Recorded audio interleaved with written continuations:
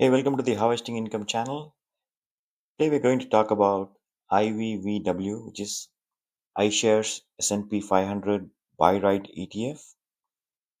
This is from the iShares BlackRock funds, and they basically invest in the IVV, which is the iShares Core S&P 500 ETF, and also they write 1 month call options on the same index ETF to generate income. Basically, they hold the iShares S&P 500 ETF IVV and write calls on that. So that's why you have the IVVW, ticker symbol, and it's basically a combination of generating income plus a bit of capital appreciation. So now we have the basic information here. The fund has a low expense ratio of 0.25, which is very cheap compared to its peers. Now let's look at the performance. One thing to note here is the fund is about just 8 months old. Like it was launched back in March 2024. So there's not much of history to fall back upon. But I'm going to just quickly share my observations about the fund and the dividends. Um, I have put it all in the spreadsheet, to do all the math and figure out what's going on. And I put the basic information here about the fund. And I'll quickly go through the details of the strategy. The strategy basically the fund holds the iShares Core S&P 500 ETF IVV, and on the same shares they sell the monthly covered calls as I mentioned. The point to note here is they sell 1% out of money covered calls. The reason they do that is they follow the index which follows the same kind of strategy. Benchmark index they have is the CBOE S&P 500 enhanced 1% out of money buy right index. Yeah, that's a mouthful. So okay, so let's look at the performance. Performance would be in two parts. One is the dividend or distribution. The second would be the price of the fund or the capital appreciation. If I look at the distributions, I just go, from the recent all the way back to the inception.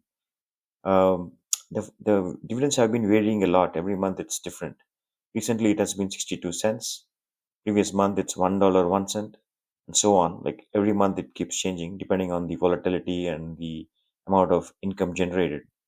The lowest I see here is 36 cents, which is around August 2024. And 1 month ago, they delivered about $1 per unit, which is close to the highest, like as of now. So when I look at the average, like if I want to calculate the dividend yield, like I cannot take the highest number or the lowest. So I need to take an average or something in the middle, which is more like a kind of expected distribution. So after doing all the different math, like I took the average, I looked at the lowest one, I looked at the median. The fair estimate I would conclude is about 49 cents a month in terms of distribution.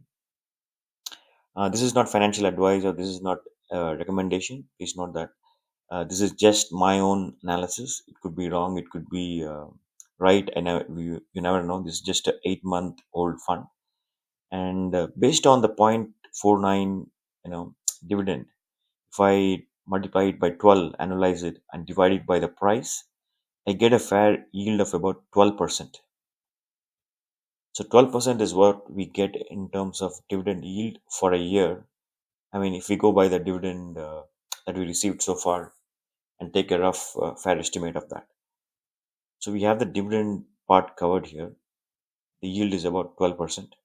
Now for the capital appreciation, when the fund was launched, it was launched at 49.68, $49.68.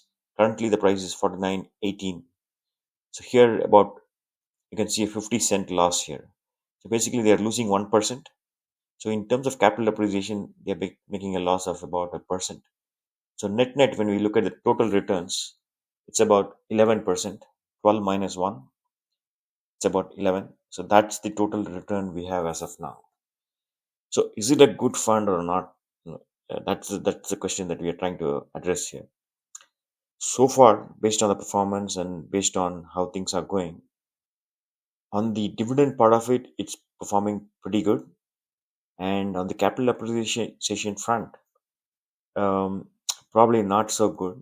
I would have liked it if the capital appreciation was either flat or probably, if the fund gave a slightly higher capital appreciation around 5% or so. But what we can expect from this fund is lower, flat capital appreciation. But I would have liked a higher capital appreciation for this, period. But it's a new fund, and given that it's a new one and it's not yet, established, and it doesn't have a long history as such. So far, the performance has been good.